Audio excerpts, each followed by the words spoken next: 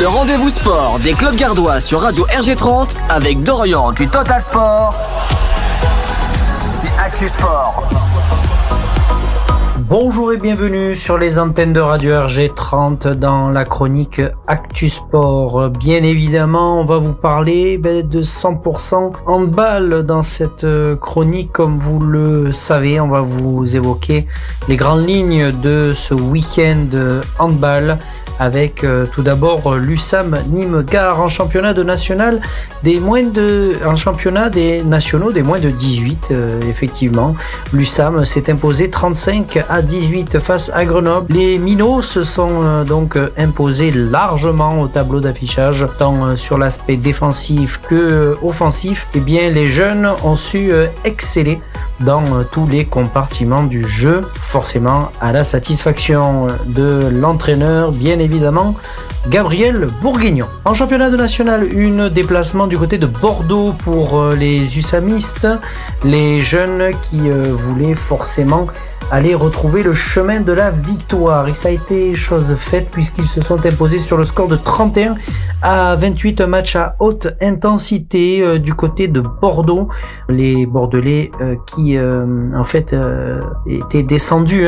C'est malheureusement les contraintes budgétaires qui avaient fait que Bordeaux-Bègles descendent en National 1 et les USAMistes l'ont donc emporté. Ce sera le derby ce samedi à 20h du côté du Parnasse, le derby USAM MHB. Et justement, la transition est parfaite évidemment avec ceci, puisque c'était le derby ce week-end en championnat de Star League avec l'USAM Nîmes-Gard. Les USAMistes de Yann Balmossière se déplaçaient du côté de la Sud de France Arena pour affronter le MHB, toutes les deux invaincus en championnat. Les deux équipes qui sont donc reparties en bon train sur cette rencontre.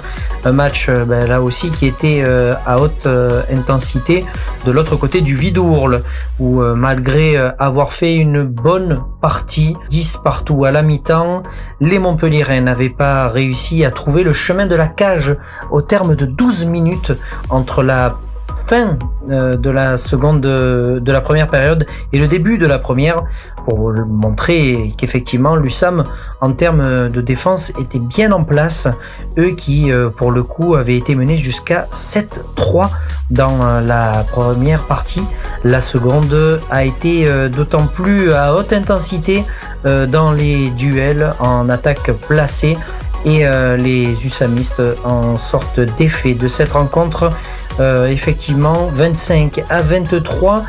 Luc Toby a vu rouge durant cette rencontre. Ahmed Echam, l'ex-Nîmois qui s'était exporté de l'autre côté du Vidourle, quant à lui est sorti sur blessure et sera absent des terrains pour le coup avec sa blessure.